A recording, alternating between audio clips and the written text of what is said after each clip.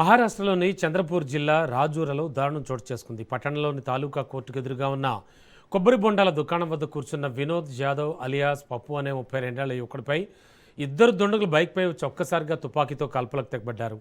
3 రౌండ్లు కాల్పులు జరపడంతో తీవ్రంగా గాయపడ్డ వినోద్ను చికిత్స నిమిత్తం స్థానిక ఆసుపత్రికి తరలించి చంద్రపూర్ జిల్లా ఆసుపత్రికి తరలిస్తుండగా మార్గ మధ్యంలో మృతి చెందాడు. ఈ ఘటన జరిగిన కొద్దిసేపటికే తామే హత్య చేశామంటూ దీపక్ భావిస్కర్, కిరణ్ మేకల్వార్ అనేటువంటి ఇద్దరు యువకులు రాజూర పోలీసులు ఎదుట లొంగిపోయారు. ఘటనా స్థలాన్ని ఎస్పీ ఆయుష్ నోపాని సందర్శించి పరిశీలించారు. కేసు నమోదు చేసుకున్న పోలీసులు అసలు ఈ కాల్పులు జరగడానికి గల కారణాలేంటి, పాత కక్షల లేక వేరే ఏదైనా వివాదం అనే కోణంలో ఆరా తీస్తున్నారు.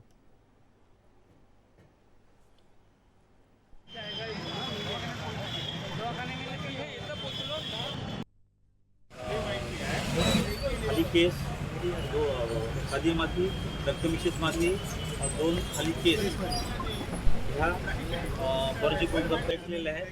त्या आम्ही त्यांच्याकडून जप्त करून घेतो त्याच्यामध्ये. पोलीस स्टेशन राजुरा येथे एका नारळ विक्रेत्याच्या दुकानामध्ये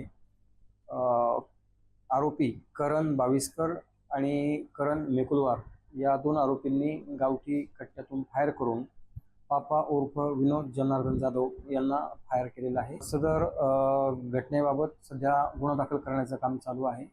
दोनही आरोपी सध्या पोलिसांच्या ताब्यात आहेत आणि यामध्ये विनोद जनार्दन